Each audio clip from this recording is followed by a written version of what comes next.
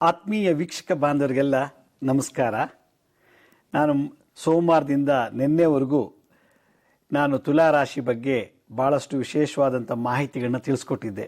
ಅಂದರೆ ತುಲಾರಾಶಿಯವರು ಯಾವ್ಯಾವ ಕಾರ್ಯಗಳನ್ನು ಅನುಭವಿಸ್ತಾರೆ ಮತ್ತು ಅವರ ಸಾಂಸಾರಿಕ ಜೀವನದಲ್ಲಿ ಏನೆಲ್ಲ ಸಮಸ್ಯೆಗಳು ಬರ್ತದೆ ಅಂತ ಹೇಳಿದ್ದೆ. ತುಲಾರಾಶಿಗೆ ನಿನ್ನೆ ಸಂಚಿಕೆಯಲ್ಲಿ ನಾನು ಕೆಲವು ಮುದ್ರಾ ಥೆರಪಿ, ಅಂದರೆ ಮುದ್ರಾದಿಂದ ಪರಿಹಾರ ಹೇಗೆ ಮಾಡ್ಕೊಳ್ಳೋದು, ಮಂತ್ರದಿಂದ ಹೇಗೆ ಪರಿಹಾರ ಮಾಡ್ಕೊಳ್ಳೋದು ಅನ್ನೋ ಬಗ್ಗೆ ತಿಳಿಸ್ಕೊಟ್ಟಿದ್ದೆ.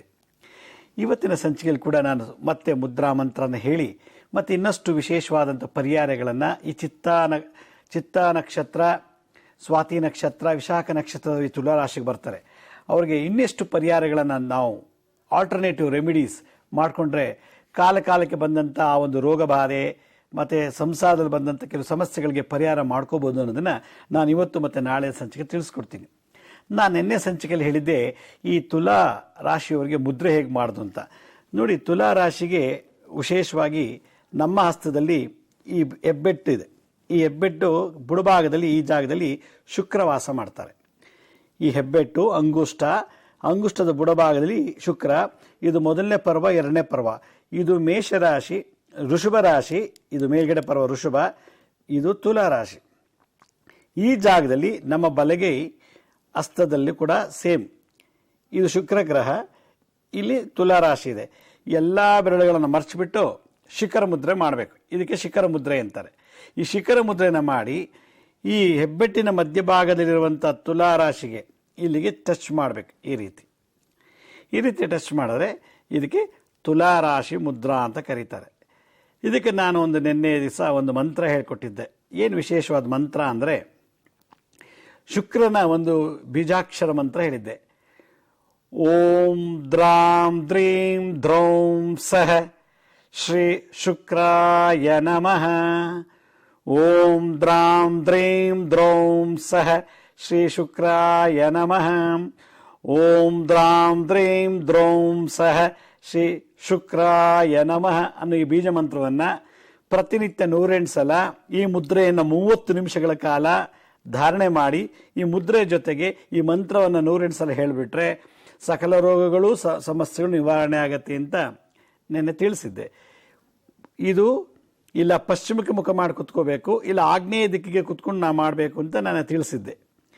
ಮುದ್ರ ಆಯಿತು, ಮಂತ್ರ ಆಯಿತು, ತಂತ್ರಗಳೇನಿರ್ಬೋದು ಅನ್ನೋದು ಬಂದಾಗ ಚಿತ್ತಾ ನಕ್ಷತ್ರ 3 ಮತ್ತು 4ನೇ ಪಾದರು ಈ ತುಲಾರಾಶಿಯಲ್ಲಿ ಹುಡ್ತಾರೆ. ಅವರಿಗೆ ಆಯಾ ಏಜ್ ಬಂದಾಗ, ದಶಾಭಕ್ತಿ ಗೋಚಾರ ಫಲ ಬಂದಾಗ, ತುಲಾ ನಗ್ನದಲ್ಲೇ ಹುಟ್ಟಿರುವಂಥವ್ರಿಗೆ ಕೆಲವು ಸಮಸ್ಯೆಗಳು ಬಂದಾಗ ಕೆಲವು ಆಯಾ ರೋಗಗಳಿಗೆ ಸಮಸ್ಯೆಗಳ ತಂತ್ರಗಳನ್ನು ಮಾಡ್ಕೊಳ್ಳಿ ಅಂತ ತಂತ್ರಸಾರದಲ್ಲಿ ಹೇಳಿದ್ದಾರೆ. ಏನು ಹೇಳ್ತಾರೆ ಅಂದರೆ, ಚಿತ್ತಾ ನಕ್ಷತ್ರ 3 ಮತ್ತು 4ನೇ ಪಾದವರು ಶುಕ್ರವಾರ ದಿವಸ ಬೆಳಗ್ಗೆ ಎದ್ದು ಸ್ನಾನ ಸಂಧ್ಯಾವಂದನೆಗಳನ್ನು ಮಾಡಿ ಬಿಲ್ಪತ್ರ ಮರ, ಆ ಬಿಲ್ಪತ್ರ ಮರಕ್ಕೆ ಒಂದು ಚೊಂಬು ನೀರನ್ನು ಬುಡಕ್ಕೆ ಹಾಕಿಬಿಟ್ಟು ನಿಮ್ಗೆ ಯಾವ ರೀತಿ ಗೊತ್ತಿದೆಯೋ ಆ ರೀತಿ ನಿಮ್ಮ ಯಥಾಶಕ್ತಿ ಇಚ್ಛಾಶಕ್ತಿ ಪ್ರಕಾರ ಆ ಬಿಲ್ಪತ್ರ ಮರಕ್ಕೆ ಪೂಜೆ ಮಾಡಿಬಿಟ್ಟು ನಿಮಗೆ ಎಷ್ಟು ವಯಸ್ಸಿದೆಯೋ ಅಷ್ಟು ವಯಸ್ಸಿನಷ್ಟು ಪ್ರದಕ್ಷಿಣೆ ಮಾಡಿ, 40 ವರ್ಷ ಅಂದರೆ 40 ಸುತ್ತು ಪ್ರದಕ್ಷಿಣೆ ಮಾಡಿ. ಹಾಗೆ ಶುಕ್ರವಾರ ದಿವಸ ಆ ಬೇವಿನ ಮರಕ್ಕೆ ನೀರು ಹಾಕಿ ಪೂಜೆ ಮಾಡಿ ಪ್ರದಕ್ಷಿಣೆ ಮಾಡಿಬಿಟ್ಟು ಪ್ರದಕ್ಷಿಣೆ ಆದಮೇಲೆ ಆ ಮರನ ತಪ್ಪಿಕೊಂಡು ನನಗಿಂಥ ಕಾಯಿಲೆ ಇದೆ, ನನಗಿಂಥ ಸಮಸ್ಯೆ ಇದೆ, ಸಾಲ ಬಾಧೆ ಇದೆ, ಮನೇಲಿ ಇಂತಿಂಥ ಸಮಸ್ಯೆಗಳಿದೆ ಅಂತೇಳಿ ಆ ಮರನ ತಪ್ಪಿಕೊಂಡು ನಿಮ್ಮ ಸಬ್ಕಾನ್ಷಿಯಸ್ ಮೈಂಡಿಂದ ಅದಕ್ಕೆ ಪ್ರಾರ್ಥನೆ ಮಾಡ್ಕೊಳ್ಳಿ. ಕಾನ್ಷಿಯಸ್ ಮೈಂಡ್ ಏನು ಮಾಡ್ತು, ಪೂಜೆ ಪುರಸ್ಕಾರ ಪ್ರದಕ್ಷಿಣೆ ಆಯಿತು. ಸಬ್ಕಾನ್ಷಿಯಸ್ ಮೈಂಡಿಂದ ನಮ್ಮ ಅನಿಸಿಕೆಗಳನ್ನು ಭಾವನೆಗಳನ್ನು ಆ ಮರಕ್ಕೆ ಟ್ರಾನ್ಸ್ಫರ್ ಮಾಡಿದಾಗ ಮರ ಒಂದು ಜೀವ, ಅದು ಉಸಿರಾಡೋ ಒಂದು ವಸ್ತು. ಅದು ಹಾಗೇನಾಗುತ್ತೆ, ನಮ್ಮ ಪ್ರಾರ್ಥನೆಯನ್ನು ಸಕ್ ಮಾಡುತ್ತೆ. ಆಗ ಆ ಪ್ರಾರ್ಥನೆ ಮಾಡಿದ್ಮೇಲೆ ಆ ಮರದಿಂದ 3 ದಳದ ಒಂದು ಬಿಲ್ಪತ್ರನ ಕಿತ್ಕೊಂಡ್ಬಂದು ಮನೆಗೆ ಬಂದು ನಿಮ್ಮ ಇಷ್ಟ ದೇವತೆ ಮೇಲೆ ಅದನ್ನು ಬಿಲ್ಪತ್ರ ಇಟ್ಬಿಟ್ಟ ಅಂದರೆ ನೀವು ಏನೇ ಪ್ರಾರ್ಥನೆ ಮಾಡಿದರೆ ಸಕ್ಸಸ್ ಆಗುತ್ತೆ. ಇದು ಒಂದು ತಂತ್ರ ಚಿತ್ತಾ ನಕ್ಷತ್ರ 3 ಮತ್ತು 4ನೇ ಪಾದ.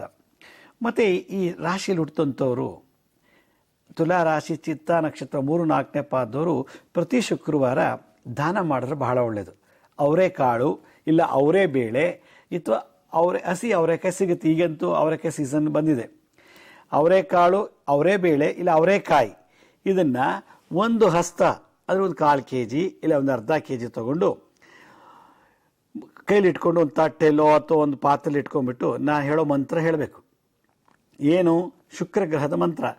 ಓಂ ದ್ರಾಂ ದ್ರೀಂ ದ್ರೌಂ ಸಹ ಶ್ರೀ ಶುಕ್ರಾಯ ನಮಃ. ಓಂ ದ್ರಾಂ ದ್ರೀಂ ದ್ರೌಂ ಸಹ ಶ್ರೀ ಶುಕ್ರಾಯ ನಮಃ ಅನ್ನೋ ಮಂತ್ರನ 21 ಇಲ್ಲ 48 ಬಾರಿ ಇದನ್ನು ಹೇಳಿಬಿಟ್ಟು ಆ ಜಪ ಮಾಡಿದಂಥ ಧಾನ್ಯ, ಅವರೆಕಾಳು, ಬೇಳೆ ಅಥವಾ ಅವರೆಕಾಯಿ, ಹಸಿ ಅವರೆಕಾಯಿ, ಇದನ್ನ ಯಾವ್ದಾದ್ರು ಒಂದು ಅನಾಥಾಶ್ರಮ, ವೃದ್ಧರಿಗೆ, ಬಡವರಿಗೆ ದಾನ ಮಾಡಬೇಕು ಶುಕ್ರವಾರ ದಿವಸ. ಆಗ ನಿಮ್ಮ ದೇಹದಲ್ಲಿ ಬಂದಿರತಕ್ಕಂಥ ಕಾಯಿಲೆಗಳಾಗಲಿ ಮತ್ತು ನಿಮ್ಮ ಮನೆಯಲ್ಲಿರ್ತಕ್ಕಂಥ ಸಮಸ್ಯೆಗಳು ವಾರಕ್ಕೊಂದ್ಸಲ ಈ ರೀತಿ ದಾನ ಮಾಡ್ತಿದ್ರೆ ಭಾಳ ವಿಶೇಷ. ಹಸಿ ಅವರೆಕಾಯಿ ಸಿಗುತ್ತೆ, ಆ ಅವರೆಕಾಯಿ ಸಿಪ್ಪೆನ ಸುಳಿದು ಬಿಡೋದು, ಅವರೆಕಾಯಿನ ಸಪ್ರೇಟ್ ಮಾಡ್ಕೊಳ್ಳೋದು, ಆ ಸಿಪ್ಪೆ ಇದೆಯಲ್ಲ ಆ ಸಿಪ್ಪೆನ ಕೈಲಿ ಇಟ್ಕೊಂಡು 21 ಸಲ ಇಳಿ ತೆಗೆಯೋದು. ಓಂ ದ್ರಾಂ ದ್ರೀಂ ದ್ರೌಂ ಸಹ ಶ್ರೀ ಶುಕ್ರಾಯ ನಮಃ. ಓಂ ದ್ರಾಂ ದ್ರೀಂ ದ್ರೌಂ ಸಹ ಶ್ರೀ ಶುಕ್ರಾಯ ನಮಃ ಅಂತ 21 ಸಲ ಈ ಮಂತ್ರ ಹೇಳಿ ಆ ಸಿಪ್ಪೆ, ಅವರೆಕಾಯಿ ಸಿಪ್ಪೆಗೆ ಮಂತ್ರ ಹೇಳ್ತಾ ಈ ಇಳಿ ತೆಗೆದುಬಿಟ್ಟು ಅದನ್ನು ಹಸು ಅಥವಾ ಕರುಗೆ ತಿನ್ನಿಸ್ಬಿಟ್ರೆ ನಮ್ಮ ಸೂಕ್ಷ್ಮ ಶರೀರದಲ್ಲಿ ಬಂದಿರತಕ್ಕಂಥ ರೋಗ ಬಾಧೆ, ನಮ್ಮ ಕಾರಣ ಶರೀರದಲ್ಲಿ ಬಂದಿರತಕ್ಕಂಥ ಸಂಸಾರದ ಸಮಸ್ಯೆಗಳು, ಇದನ್ನೆಲ್ಲ ಆ ಸಿಪ್ಪೆ ಹಸು ತಿಂದು ನಮ್ಮನ್ನ ಒಳ್ಳೆ ನೆಗೆಟಿವ್ ಎನರ್ಜಿ ತಗೊಂಡು ಸಮಸ್ಯೆಗಳನ್ನು ನಿವಾರಣೆ ಮಾಡುತ್ತೆ ಅಂತ ಹೇಳ್ತಾರೆ ಶಾಸ್ತ್ರದಲ್ಲಿ. ಇದು ಒಂದು ತಂತ್ರ. ಮೊದಲನೇ ತಂತ್ರ ಬಿಲ್ಪತ್ರ ಮರಕ್ಕೆ ಪೂಜೆ ಮಾಡೋದು. ಬಿಲ್ಪತ್ರ ಗಿಡದ 3 ದಳದ ಪತ್ರ ತಂದು ದೇವರಿಗಿಟ್ಟು ಪೂಜೆ ಮಾಡಿ ಸಮಸ್ಯೆ ಪರಿಹಾರ ಅಂತ ಪ್ರಾರ್ಥನೆ ಮಾಡ್ಕೊಳ್ಳೋದು. ಎರಡನೇ ತಂತ್ರ ಅವರೆಕಾಯಿ ಸಿಪ್ಪೆಗೆ ತಂತ್ರ. ಆ ಸಿಪ್ಪೆನ ತಿಂದು ಸುಳಿದು ಬಿಟ್ಟು ವೇಸ್ಟ್ ಮಾಡಬಾರ್ದು, ಆ ಸಿಪ್ಪೆನೂ ಯೂಸ್ ಮಾಡ್ಕೊಳ್ಳಿ ಅಂತೇಳಿ ತಂತ್ರಸಾರದಲ್ಲಿ ಇದೊಂದು ವಿಶೇಷವಾದಂಥ ತಂತ್ರ ಹೇಳಿದ್ದಾರೆ. ಆದ್ದರಿಂದ ಈ ಒಂದು ತಂತ್ರವನ್ನು ಯಾರು ಉಪಯೋಗಿಸ್ತಾರೋ, ಶುಕ್ರವಾರ ದಿವಸ ಮಾಡ್ಕೊಳ್ತಾರೋ ಅವ್ರ ಸಮಸ್ಯೆಗಳಲ್ಲಿ ಪರಿಹಾರ ಆಗುತ್ತೆ. ಮುದ್ರೆ ಮಾಡೋಕ್ಕಾಗಲಿಲ್ಲ, ಮಂತ್ರ ಹೇಳೋಕ್ಕಾಗಲಿಲ್ಲ, ನಾನು ಹೇಳಿದ ತಂತ್ರಗಳು ಮಾಡೋಕ್ಕಾಗಲಿಲ್ಲ ಅಂದರೆ ಈ ಚಿತ್ತಾ ನಕ್ಷತ್ರ 3 ಮತ್ತು 4ನೇ ಪಾದವರು ಮೂಲಂಗಿ ಸೊಪ್ಪು, ಚಕೋತ ಸೊಪ್ಪು ಅಂತ ಬರುತ್ತೆ. ಅದನ್ನು ಶುಕ್ರವಾರ ದಿವಸ ಸಾಂಬಾರ್ಗೆ ಹಾಕೊಂಡು ತಿನ್ನಬೇಕು. ಇಲ್ಲಾಂದರೆ ಪಲ್ಯ ಮಾಡ್ಕೊಂಡು ತಿಂದರೆ ರೋಗ ಬಾಧೆ ಮತ್ತು ಸಮಸ್ಯೆಗಳು, ತಮ್ಮಿಂದ ಉದ್ಭವ ಆದಂಥ ಸಮಸ್ಯೆಗಳು ಶಮನ ಆಗತ್ತೆ ಅಂತ ಹೇಳುತ್ತೆ ಶಾಸ್ತ್ರದಲ್ಲಿ. ಇದು ಬ್ರಹ್ಮಾಂಡ ಪುರಾಣದಲ್ಲಿ ಒಂದು ಕಡೆ ಹೇಳ್ತಾರೆ. ಇದು ಒಂದು ಪರಿಹಾರ. ಇನ್ನು ಯಾವುದೂ ನಮ್ಮ ಮಾಡೋಕ್ಕಾಗಲಿಲ್ಲ ಅಂದರೆ ಸಪೋಟ ಹಣ್ಣು ಮತ್ತು ನೇರಳೆ ಹಣ್ಣನ್ನು ತಿನ್ನೋದು ಶುಕ್ರವಾರ ದಿವಸ. ಇಲ್ಲ ಸಪೋಟನ್ನು ನೇರಳೆಯನ್ನು ದಾನ ಮಾಡಿಬಿಟ್ರೆ ಬೇರೆಯವ್ರಿಗೆ, ಬಡವರಿಗೆ, ತಿನ್ನೋ ಮಕ್ಕಳಿಗೆ ಕೊಟ್ಟರೆ ಈ ರೋಗ ಬಾಧೆ ಮತ್ತು ಸಮಸ್ಯೆಗಳನ್ನು ನಿವಾರಣೆ ಆಗುತ್ತೆ ಅಂತ ಫಲಶಾಸ್ತ್ರದಲ್ಲಿ ಹೇಳುತ್ತೆ. ಹಾಗಾದರೆ ಈ ಉಳಿದ ರಾಶಿಯವರು ಏನೆಲ್ಲ ಪರಿಹಾರ ಮಾಡ್ಬೋದು ಅನ್ನೋ ಒಂದು ಸಣ್ಣ ವಿರಾಮ ಅಂತ ತಿಳಿಸ್ಕೊಡ್ತೀನಿ. ಬನ್ನಿ ಒಂದು ಪುಟ್ಟ ವಿರಾಮ ತಗೊಳ್ಳೋಣ.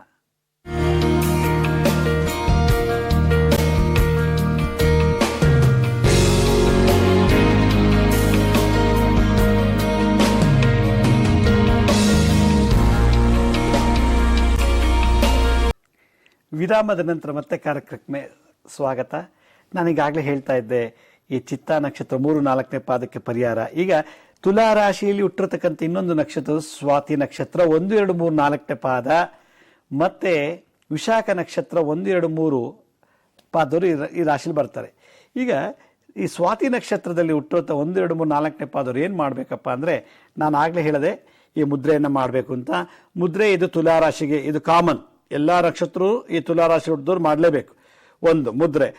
ಮಂತ್ರನ ಹೇಗೆ ಹೇಳಬೇಕು? ಓಂ ದ್ರಾಂ ದ್ರೀಂ ದ್ರೌಂ ಸಹ ಶ್ರೀ ಶುಕ್ರಾಯ ನಮಃ. ಓಂ ದ್ರಾಂ ದ್ರೀಂ ದ್ರೌಂ ಸಹ ಶ್ರೀ ಶುಕ್ರಾಯ ನಮಃ. ಈ ಮಂತ್ರನ ಹೇಳಬೇಕು. ಸ್ವಾತಿ ನಕ್ಷತ್ರ 1, 2, 3, 4ನೇ ಪಾದ ತುಲಾರಾಶಿ ಯಾರು ಹುಟ್ಟಿದಾರೋ ಇದು ಮುದ್ರೆ ಮಾಡಬೇಕು, ಈ ಮಂತ್ರ ಹೇಳಬೇಕು. ಈ ಮುದ್ರೆ ಮಂತ್ರ ಮಾಡೋಕ್ಕೆ ಆಗಲಿಲ್ಲ ಅಂದಾಗ ತಂತ್ರ ಏನು ಮಾಡಬೇಕು ಅಂದಾಗ, ಶುಕ್ರವಾರ ದಿವಸ ಒಂದು ಬಿಳಿ ವಸ್ತ್ರದಲ್ಲಿ ಅವರೆಕಾಳು ಅಥವಾ ಅವರೇ ಬೇಳೆನ ಅಥವಾ ಹಸಿ ಅವರೆಕಾಯಿನ ಇಟ್ಬಿಟ್ಟು ಆಗ್ನೇಯ ದಿಕ್ಕಲ್ಲಿ ಇಟ್ಬಿಟ್ಟು ಅದನ್ನು ಪೂಜೆ ಮಾಡಿಬಿಡ್ಬೇಕು. ನಿಮ್ಗೆ ಹೆಂಗೆ ಬರುತ್ತೋ ಹಂಗೆ ಪೂಜೆ ಮಾಡಿಬಿಟ್ಟು, ಶುಕ್ರ ಗ್ರಹ ಅಂತೇಳಿ ಅದನ್ನು ಪೂಜೆ ಮಾಡಬೇಕು.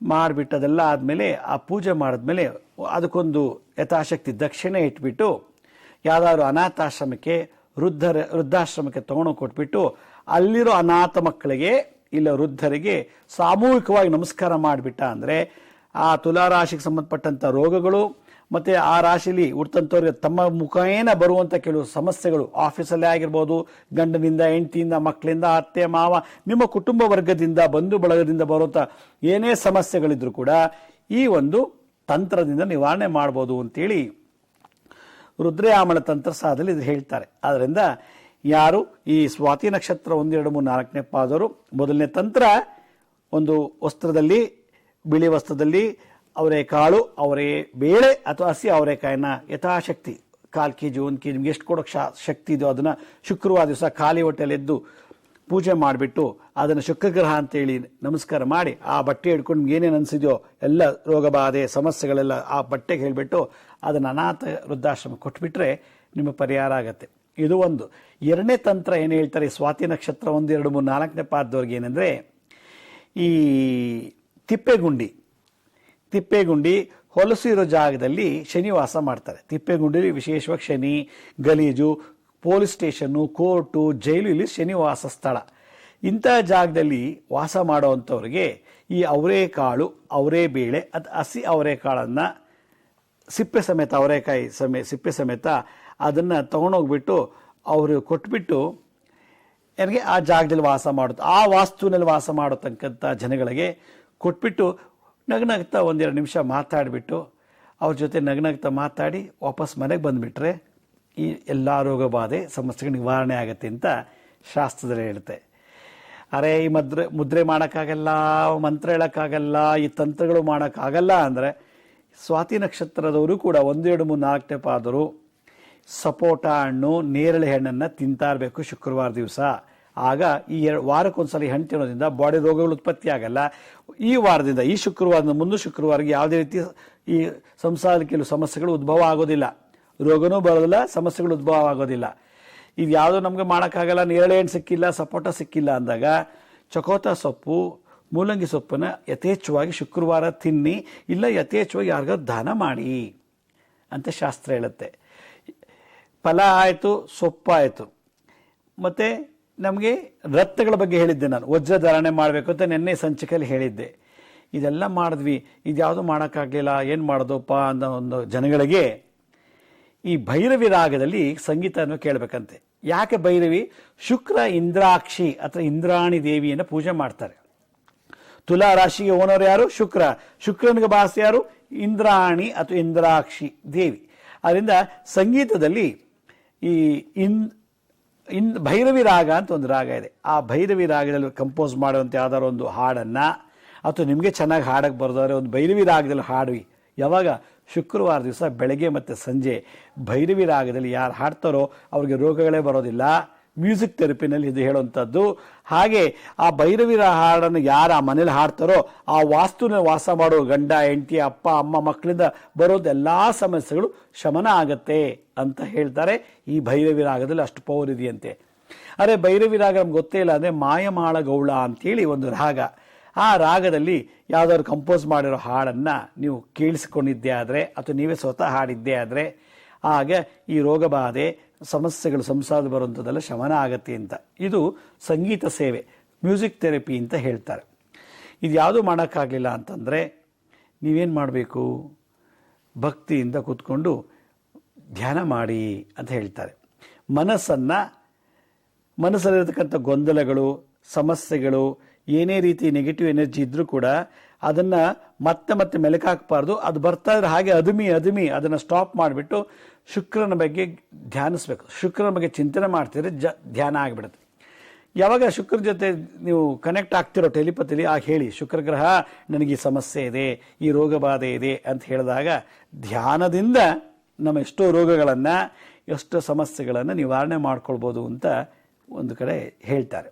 ಆದ್ದರಿಂದ ಧ್ಯಾನ ಸೇವೆಗಿಂತಲೂ ಬಹಳ ಪವರ್ಫುಲ್. ಏಕೆಂದರೆ ನಮಗೆ ನಾವೇ ಕೂತ್ಕೊಂಡು ಧ್ಯಾನ ಮಾಡೋದು, ನಮ್ಮ ಸಮಸ್ಯೆಗಳು ನಾವೇ ಓನರು, ನಮ್ಮ ಕರ್ಮಕ್ಕೆ ನಾವೇ ಹೊಣೆ, ನಮ್ಮ ಕರ್ಮಕ್ಕೆ ಅನುಭವಿಸುವಂಥ ಕಷ್ಟಗಳು, ರೋಗಗಳಿಗೆ ನಾವೇ ಹೊಣೆ. ನನ್ನ ಕಷ್ಟ ತೊಗೊಂಡು ಇನ್ನೊಬ್ರಿಗೆ ಹೇಳೋಕ್ಕಾಗಲ್ಲ, ನನಗೆ ಬಂದ ರೋಗ ಇನ್ನೊಬ್ರಿಗೆ ಕೊಡೋಕ್ಕಾಗಲ್ಲ. ಆದ್ದರಿಂದ ನಮ್ಮ ಕರ್ಮ ನಾವೇ ಸುಟ್ಟು ಭಸ್ಮ ಮಾಡ್ಕೊಳ್ಳೋದು. ಅಂದರೆ ನಿಮಗೆ ಹಿತವಾದಂಥ ಯಾವ್ದಾದ್ರು ಒಂದು ಮುದ್ರೆಯನ್ನು ಧಾರಣೆ ಮಾಡಿ, ಯಾವುದೇ ರೀತಿ ಬಂಧ ಇಲ್ಲ, ಕಂಪಲ್ಸರಿ ಇಲ್ಲ, ಕಣ್ಣು ಮುಚ್ಕೊಂಡು ನಿಧಾನಕ್ಕೆ ಧ್ಯಾನ ಮಾಡಿ, ಮೆಡಿಟೇಟ್ ಮಾಡಿ. ನಿಮ್ಮ ಉಸಿರನ್ನೇ ನೀವು ಗಮನಿಸ್ತಾ ಹೋಗ್ತಾ ಇದ್ದರೆ ಯಾವ ಯೋಚನೆಗಳು ಬರೋದಿಲ್ಲ. ನಿಧಾನಕ್ಕೆ ನಿಮ್ಮ ಉಸಿರು ಮೇಲೆ ಗಮನ ಕೊಡಿ. ಹಾಗೆ ಕೊಡ್ತಾ ಉಸಿರಾಟದ ಗಮನನೇ ಮರ್ತು ಬಿಟ್ರೆ ಆಗ ಕಾಸ್ಮಿಕ್ ಎನರ್ಜಿಗೆ ಈ ಮೈಂಡು ಸೋಲು ಮರ್ಜ್ ಆಗುತ್ತೆ. ಯಾವಾಗ ಕಾಸ್ಮಿಕ್ ಎನರ್ಜಿ ಜೊತೆಗೆ ಮರ್ಜ್ ಆಯಿತು, ನಿಮ್ಗೆ ಏನು ಬೇಕಾಗಿತ್ತೋ ಅದು ವಾಪಸ್ ಕಳಿಸ್ಕೊಳುತ್ತೆ, ಯಾವ್ದು ಬೇಡ ಕಾಸ್ಮಿಕ್ ಎನರ್ಜಿ ಸಕ್ ಮಾಡುತ್ತೆ. ಅದೇ ವಿಶೇಷವಾದದ್ದು ಮೆಡಿಟೇಷನಲ್ಲಿ. ಮೆಡಿಟೇಷನ್ ಯಾಕೆ ಮಾಡ್ತೀವಿ ಅಂದರೆ, ನಮ್ಗೆ ಯಾವ ವಿದ್ಯೆ ಗೊತ್ತಿಲ್ಲೋ ಅದೆಲ್ಲ ಹೀರ್ಕೋಬೇಕು, ಸಕ್ ಮಾಡ್ಕೋಬೇಕು. ನಮ್ಗೆ ಯಾವ್ದು ಬೇಡೋ ಅದೆಲ್ಲ ಡಿಸ್ಚಾರ್ಜ್ ಮಾಡಬೇಕು. ಅದೇ ಧ್ಯಾನದ ಒಂದು ವಿಶೇಷ. ಆದ್ದರಿಂದ ಈ ಒಂದು ವಿಶೇಷವಾದಂಥ ಮೆಡಿಟೇಷನ್, ಯಾಕಂದರೆ ಜಪ ಭಗವಂತನ ಒಂದು ರೂಪವನ್ನು ಮಂತ್ರದ ಮೂಲಕ ಪದೇ ಪದೇ ಮನಸ್ಸಲ್ಲಿ ಹೇಳೋದೇ ಜಪ. ಜಕಾರ ಅಂದ್ರೇನು, ಜ ಅಂದ್ರೇನು, ಜಪ ಅಂದರೆ ಜ ಅಂದರೆ ಜನ್ಮ ವಿಚ್ಛೇದನ, ಜನ್ಮ ಜನ್ಮಾಂತರ ಬಂದಿರೋ ಕರ್ಮಗಳನ್ನು ವಿಚ್ಛೇದನ ಮಾಡುತ್ತೆ. ಪಕಾರೋ ಪಾಪನಾಶಕಂ, ಪಾಪವನ್ನು ನಾಶ ಮಾಡುತ್ತೆ. ಇತಿ ತಸ್ಮಾತ್ ಜಪವೃಕ್ತೇನ ಜನ್ಮ ಪಾಪ ನಿವಾರಣಂ ಅಂತ ಹೇಳ್ತಾರೆ. ಅಂದರೆ ಜನ್ಮದಲ್ಲಿರತಕ್ಕಂಥ ಪಾಪಗಳು, ಈ ಬರ್ತಲಿರೋ ಪಾಪಗಳನ್ನು, ನೆಗೆಟಿವ್ ಎನರ್ಜಿನ, ಕೊಳೆಯನ್ನು, ಕ್ಲೇಶವನ್ನು ತೆಗೆದಾಗತ್ತಂತೆ ಈ ಧ್ಯಾನ. ಆದ್ದರಿಂದ ಧ್ಯಾನ ಮಾಡಿ.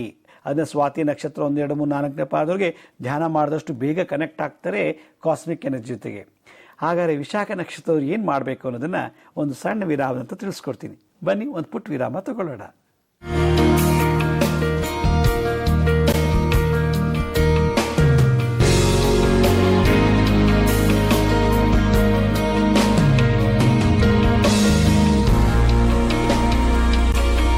ವಿರಾಮದ ನಂತರ ಮತ್ತೆ ಕಾರ್ಯಕ್ರಮಕ್ಕೆ ಸ್ವಾಗತ.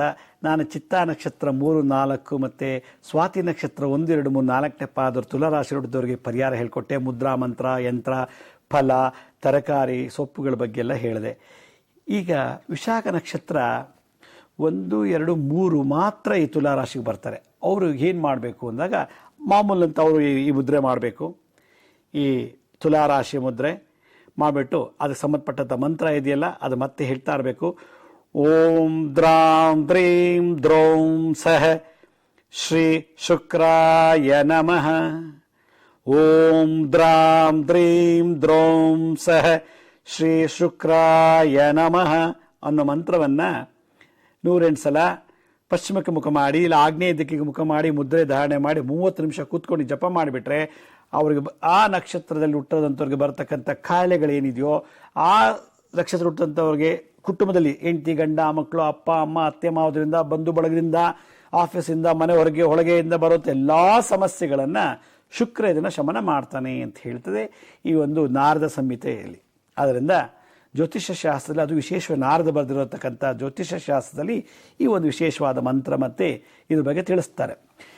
ಹಾಗಾದರೆ ಮುದ್ರೆ ಮಾಡೋಕ್ಕಾಗಲ್ಲ, ಮಂತ್ರ ಹೇಳೋಕ್ಕಾಗಲ್ಲ, ತಂತ್ರ ಏನು ಮಾಡ್ಬೋದು ಅಂದಾಗ, ವಿಶಾಖ ನಕ್ಷತ್ರದವರು ಯಾವ ಬ್ರಾಹ್ಮಣಿಗೆ ಒಂದು ಕಣ್ಣು ಕುರುಡಾಗಿದೆಯೋ, ಅಂದರೆ ಬ್ರಾಹ್ಮಣನಿಗೆ ಅದು ಉಪನಯನ ಆಗಿ ಜನವಾರ ಹಾಕಿರುವಂಥ ಬ್ರಾಹ್ಮಣನಿಗೆ ಕಣ್ಣು ಕುರುಡಾಗಿರಬೇಕು. ಒಂದು ಕಣ್ಣು ಕುರುಡಾಗಿರ್ಬೋದು, ಇಲ್ಲ ಎರಡು ಕಣ್ಣುಗಳು ಕುರುಡಾಗಿದ್ರೆ ಅಂಥವನಿಗೆ ಅವರೇಕಾಳು ಇಲ್ಲ ಅವರೇ ಬೇಳೆ ಅಲ್ಲ ಹಸಿ ಅವರೇಕಾಯನ್ನು ಒಂದು ಬಿಳಿ ವಸ್ತ್ರದಲ್ಲಿ ಸುತ್ತಬಿಟ್ಟು ಪೂಜೆ ಮಾಡಿಬಿಟ್ಟು ಯಥಾಶಕ್ತಿ ನಿಮ್ಗೆ ಗೊತ್ತಿರೋ ಪ್ರಕಾರ ಅದಕ್ಕೊಂದಷ್ಟು ದುಡ್ಡು ಇಟ್ಬಿಟ್ಟು ಏನು ಮಾಡಿ ತೊಗೊಂಡೋಗ್ಬಿಟ್ಟು ಶುಕ್ರವಾರ ದಿವಸ ಆ ಕುರುಡ ಬ್ರಾಹ್ಮಣನಿಗೆ ದಾನ ಮಾಡಿ ಅಂತ ಹೇಳ್ತದೆ. ಇದು ದಾನ.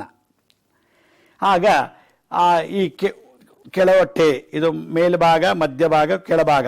ಮೇಲ್ಭಾಗದೊಟ್ಟಿಗೆ ಸಿಂಹರಾಶಿ, ಮಧ್ಯಕ್ಕೆ ಕನ್ಯಾ ರಾಶಿ, ಕೆಳಭಾಗದ ತುಲಾರಾಶಿ. ಈಗ ತುಲಾರಾಶಿ ವಿಶಾಖ ನಕ್ಷತ್ರ ಏನು ಸಮಸ್ಯೆಗಳು ಬರುತ್ತೋ, ಕಾಯಿಲೆಗಳು, ಅದನ್ನು ನಿವಾರಣೆ ಆಗುತ್ತೆ ದಾನದಿಂದ ಅಂತ ಹೇಳ್ತಾರೆ. ಎರಡನೇದು, ಇವ್ರೇನು ಮಾಡಬೇಕಪ್ಪ ಅಂದರೆ, ಈ ಔದಂಬರ ವೃಕ್ಷ ಅಂತ ಇದೆ, ಹತ್ತಿ ಹಣ್ಣಿನ ಮರ. ಆ ಹತ್ತಿ ಹಣ್ಣು ಮರಕ್ಕೆ ಒಂದು ಚೊಂಬ ನೀರು, ಬುಡಕ್ಕೆ ನೀರು ಹಾಕಿಬಿಟ್ಟು ನಿಮಗೆ ಇಚ್ಛಾಶಕ್ತಿ ಹೆಂಗೆ ಗೊತ್ತಿದೋ ಆ ರೀತಿ ಪೂಜೆ ಮಾಡಿಬಿಟ್ಟು ಪ್ರದಕ್ಷಿಣೆ ಮಾಡಿ ಆ ಹತ್ತಿ ಹಣ್ಣಿನ ಮರದ ಹಣ್ಣನ್ನು ಚೆನ್ನಾಗಿ ತೊಳ್ಕೊಂಡ್ಬಿಟ್ಟು ಆ ಬುಡದ ಹತ್ರನೇ ಅಂದರೆ ಆ ಮರದ ನೆರಳೆಲ್ಲ ಕೂತ್ಕೊಂಡು ಚೆನ್ನಾಗಿ ಅದೊಂದು ಯಥಾಶಕ್ತಿ ತಿಂದುಬಿಟ್ಟ ಅಂದರೆ ಇಲ್ಲಿ ಬರತಕ್ಕಂಥ ಕಾಯಿಲೆ ಮತ್ತು ಕುಟುಂಬದಲ್ಲಿ ಬರತಕ್ಕಂಥ ಸಮಸ್ಯೆಗಳು ನಿವಾರಣೆ ಆಗುತ್ತೆ. ಇದು ತಂತ್ರ ಅಂತ. ಲಾಲ್ ಕಿತಾಬಲ್ಲಿ ಏನು ಹೇಳ್ತಾರೆ ಈ ವಿಶಾಖ ನಕ್ಷತ್ರದವರು ಅಂದರೆ, ಕೋಳಿ, ಕುರಿ, ಮೇಕೆಗಳಿಗೆ ಅದು ತಿನ್ನುವಂಥ ಯಾವ್ದಾದ್ರು ಕಾಳುಗಳನ್ನು, ಸೊಪ್ಪುಗಳನ್ನು ತೊಗೊಂಡೋಗಿ ಇಳಿ ತೆಗೆದುಬಿಟ್ಟು ಓಂ ದ್ರಾಂ ದ್ರೀಂ ದ್ರೌಂ ಸಹ ಶ್ರೀ ಶುಕ್ರಾಯ ನಮಃ ಅಂತ ಹೇಳಿ ಆ ಮಂತ್ರ ಹೇಳಿಬಿಟ್ಟು ಓಂ ದ್ರಾಂ ದ್ರೀಂ ದ್ರೌಂ ಸಹ ಶ್ರೀ ಶುಕ್ರಾಯ ನಮಃ ಒಂದು ಇಡಿ, ಅಥವಾ ನಿಮ್ಗೆ ಎಷ್ಟು ಯಥಾಶಕ್ತಿ ಏನಿದೆಯೋ ಆ ಧಾನ್ಯವನ್ನು ಆ ಕುರಿ, ಮೇಕೆ ಮತ್ತು ಕೋಳಿಗಳಿಗೆ ಹಾಕಿಬಿಡಬೇಕು ಅಂತ ಶಾಸ್ತ್ರ. ಇದು ಲಾಲ್ ಕಿತಾಬಲ್ಲಿ ಹೇಳ್ತಾರೆ. ವಿಶಾಖ ನಕ್ಷತ್ರ 1, 2, 3ನೇ ಪಾದವರು ತುಲಾರಾಶಿ ಹುಟ್ಟಿರೋರು. ಆಗ ಆ ಸಂಬಂಧಪಟ್ಟಂಥ ರೋಗ ಬಾಧೆ, ಸಾಲ ಬಾಧೆ ನಿವಾರಣೆ ಆಗುತ್ತೆ. ಮ್ಯೂಸಿಕ್ ಥೆರಪಿ ಇವ್ರಿಗೂ ಕೂಡ ಇದು ಭೈರವಿ ರಾಗದಲ್ಲಿ ಕಂಪೋಸ್ ಮಾಡುವಂಥ ಯಾವ್ದಾದ್ರು ಒಂದು ಸಾಹಿತ್ಯವನ್ನು ಮ್ಯೂಸಿಕನ್ನು ಕೇಳ್ತಾ ಇರಿ. ಮಾಯಾಮಾಳಗೋಳದಲ್ಲಿ ಕಂಪೋಸ್ ಮಾಡಿರುವಂಥ ರಾಗಗಳನ್ನು ಈ ಪುರಂದರದಾಸರು, ಕನಕದಾಸರು, ತ್ಯಾಗರಾಜರು ಬೇಕಾದಷ್ಟು ಹಾಡುಗಳಿದ್ದಾರೆ. ಇದು ಭೈರವಿ ರಾಗದಲ್ಲಿ ಮಾಯಮಾಳಗೋಳದಲ್ಲಿ ಅದನ್ನು ನೀವು ಕೇಳ್ತಾ ಇದ್ದರೆ ಶುಕ್ರವಾರ ದಿವಸ ಬಹಳ ಶುಕ್ರರ ದಶೆ 20 ವರ್ಷಗಳ ಕಾಲ ನಡೀತದೆ ಒಂದೊಂದು ಜಾತಕದಲ್ಲಿ. ಆದ್ದರಿಂದ ಈ ಶಾಂತಿ, ಈ ತಂತ್ರ, ಈ ಮುದ್ರಾ ಮಂತ್ರಗಳನ್ನು ಪರಿಹಾರ ಮಾಡ್ತಾ ಇದ್ರೆ ಶುಕ್ರನ ದಶೆ ಒಂದೊಬ್ಬ ಜಾತಕದಲ್ಲಿ 20 ವರ್ಷ ಆರಾಮಾಗಿರ್ಬೋದು. ಆಗ ಶುಕ್ರ ಉಚ್ಚನಾದರೆ ಕಾರು, ಬಂಗ್ಲೆ, ಮನೆ, ವಜ್ರ ವೈಢೂರ್ಯ ಅಂತೆ, ಸೈಟ್ ಅಂತೆ, ಪ್ರಮೋಷನ್ ಅಂತೆ, ಸ್ಯಾಲ್ರಿ ಅಂತೆ ಎಲ್ಲ ಸಿಗ್ತಾ ಇರ್ತದೆ. ಶುಕ್ರ ನೀಚನಾಗ್ಬಿಟ್ರೆ ಎಲ್ಲ ಕಳ್ಕೊಂಡ್ಬಿಟ್ಟು ಕೇರ ಪುಟ್ಪಾತ್ ಆಗಿಬಿಡ್ತೀವಿ. ಆದ್ದರಿಂದ ಶುಕ್ರನ ದಶೆ 20 ವರ್ಷ ಚೆನ್ನಾಗಿ ನಡಿಬೇಕು ನಮ್ಮ ಜಾತಕದಲ್ಲಿ ಅಂದಾಗ ಈ ತಂತ್ರ ಮಂತ್ರ ಎಲ್ಲ ಮಾಡಿ. ಸಪೋಟ, ನೇರಳೆಹಣ್ಣು ಇವರು ಕೂಡ ಫಲಥೆರಪಿ ಅಂದರೆ ಫಲಚಿಕಿತ್ಸೆ, ಫಲ ಪರಿಹಾರಗಳು ಇವರು ಯಥೇಚ್ಛವಾಗಿ ತಿಂತಾ ಇರಬೇಕು. ಯಥೇಚ್ಛವಾಗಿ ಶುಕ್ರವಾರ ದಾನ ಮಾಡಿ. ಚಕೋತ ಸೊಪ್ಪು, ಮೂಲಂಗಿ ಸೊಪ್ಪನ್ನು ಯಥೇಚ್ಛವಾಗಿ ಯೂಸ್ ಮಾಡಿ ದಾನ ಮಾಡಿ. ಮತ್ತು ಹಾಗೆ ನಾವು ಎಲ್ಲರೂ ಹೊರಗಡೆ ಹೋದಾಗ ಅಂಗವಿಕಲರಿಗೆ ಶುಕ್ರವಾರ ದಿವಸ, ಕುಂಟರಿಗೆ, ಕುರುಡರಿಗೆ ಮತ್ತು ವೃದ್ಧರಿಗೆ ಅವ್ರಿಗೆ ಯಥಾಶಕ್ತಿ ದಾನ ಮಾಡಿ. ಒಂದು ರೂಪಾಯಿ ಕಾಯಿನು, ಇಲ್ಲೊಂದು 2 ರೂಪಾಯಿ ಕಾಯಿನ್ ಕೊಡೋದು, ಇಲ್ಲೊಂದು 10 ರೂಪಾಯಿ, ನಿಮ್ಗೆ ಎಷ್ಟು ಮನಸ್ಸು ಬರುತ್ತೋ ಅಷ್ಟು ಶುಕ್ರವಾರ ಖಾಲಿ ಹೊಟ್ಟೆಲಿ ದಾನ ಮಾಡಿ. ದಾನ ಯಾವತ್ತೂ ಖಾಲಿ ಹೊಟ್ಟೆಲಿ ಮಾಡಬೇಕು. ಚೆನ್ನಾಗಿ ಕುಡಿದು ತಿಂದು ತೆಗೆದ್ಬಿಟ್ಟು ಹೋಗ್ಬಿಟ್ಟು ಕೊಟ್ಟರೆ ದಾನ ಫಲ ಬರೋದಿಲ್ಲ. ಪ್ರಾಶಸ್ತ್ಯ ಏನಂದರೆ ದಾನ ಹಸಿದು ದಾನ ಮಾಡು ಅಂತ ಹೇಳ್ತಾರೆ. ಅದರಿಂದ ದಾನ ಮಾಡಿ ಅಂತ ಹೇಳ್ತಾರೆ. ಅರೆ ಇದು ಯಾವುದೂ ಆಗಲ್ಲಪ್ಪ ನಮಗೆ ಎಂದಾಗ ಯಾವುದಾದ್ರು ದುರ್ಗಾದೇವಿ ಅಥವಾ ಯಾವುದಾದ್ರು ದುರ್ಗಾ ಶಕ್ತಿ ದೇವತೆಗಳು, ಕಾಳಿ, ಆ ದೇವಸ್ಥಾನಕ್ಕೆ ಹೋಗ್ಬಿಟ್ಟು ದೇವಿ ಮುಂದೆ ಕೂತ್ಕೊಂಡು ಮನಸಾರಿ ಪ್ರಾರ್ಥನೆ ಮಾಡಿ. ಓಂ ನಮೋ ಭಗವತಿ ಮಹಾಕಾಳಿ ಸುರಸುಂದರಿ ಪ್ರಾಣನಾಯಕಿ ಸರ್ವೇಶ್ವರಿ ಸರ್ವಪೀಡಾ ಪರಿಹಾರಿಣಿ ಪರಮನಂದಿ ಸುಗುಣಿ ನಿಜನಂದಿ ಸರ್ವಶತ್ರು ಸಂಹಾರಿಣಿ ಸರ್ವಗ್ರಹ ದೋಷ ನಿವಾರಣಿ. ಓಂ ಕ್ರೀಂ ಕ್ರೀಂ ಹುಂ ಹುಂ ರೀಂ ರೀಂ ಮಹಾಕಾಳಿ ಕ್ರೀಂ ಕ್ರೀಂ ಕ್ರೀಂ ಹುಂ ಹುಂ ರೀಂ ರೀಂ ಸ್ವಾಹ ಅಂತೇಳಿ ಕಾಳಿ ಮಂತ್ರನ ಜಪ ಮಾಡಿದ್ರೆ ಅಥವಾ ಇಂದ್ರಾಕ್ಷಿ ಸಂಬಂಧಪಟ್ಟಂತೆ ಜಪ ಮಾಡಿದ್ರೆ ಆ ಜಪತಪಗಳಿಂದ ಎಲ್ಲ ಸರ್ವರೋಗಗಳು, ಸರ್ವ ಸಮಸ್ಯೆಗಳು ನಿವಾರಣೆ ಆಗುತ್ತೆ. ಹೀಗೆ ನಾನು ನಾಳೆಯ ಸಂಚಿಕೆಯಲ್ಲಿ ಮತ್ತಷ್ಟು ವಿಶೇಷವಾಗಿ ಈ ತುಲಾರಾಶಿಯವರಿಗೆ, ಈ ನಕ್ಷತ್ರದವರಿಗೆ ಗೋಸೇವೆ, ಗುರುಸೇವೆ, ಸಮಾಜ ಸೇವೆ ಮಾಡೋದ್ರಿಂದ ಏನೆಲ್ಲ ವೈಭವ, ಏನೆಲ್ಲ ರೋಗಬಾಧೆ, ಸಮಸ್ತ ಕಷ್ಟಗಳು ನಿವಾರಣೆ ಆಗೋದ್ರ ಬಗ್ಗೆ ವಿಶೇಷವಾದಂಥ ಕೆಲವು ರಹಸ್ಯಗಳನ್ನು ತಿಳಿಸ್ಕೊಡ್ತೀನಿ. ಹಾಗೂ ಪತ್ರ ಬರೆದಿರತಕ್ಕಂಥ ವೀಕ್ಷಕರಿಗೂ ಕೂಡ ಪತ್ರದ ಮುಖೇನ ನಾನು ಉತ್ತರ ನೀಡಲಿಕ್ಕೆ ಪ್ರಯತ್ನ ಪಡ್ತೀನಿ ಅಂತ ಹೇಳಿ ಇವತ್ತಿನ ಕಾರ್ಯಕ್ರಮವನ್ನು ಮುಗಿಸ್ತಾ ಇದ್ದೀನಿ. ನಿಮ್ಮೆಲ್ಲರಿಗೂ ನನ್ನ ನಮಸ್ಕಾರ. ದತ್ತಾತ್ರೇಯ ಸ್ವಾಮಿ ಸಮರ್ಥ ಶಿರಡಿ ಬಾಬಾ ಎಲ್ರಿಗೂ ಒಳ್ಳೇದು ಮಾಡಲಿ ಅಂತ ಹೇಳ್ತಾ ಈ ಕಾರ್ಯಕ್ರಮ ಮುಗಿಸ್ತೀನಿ. ಸಾಯಿರಾಮ್.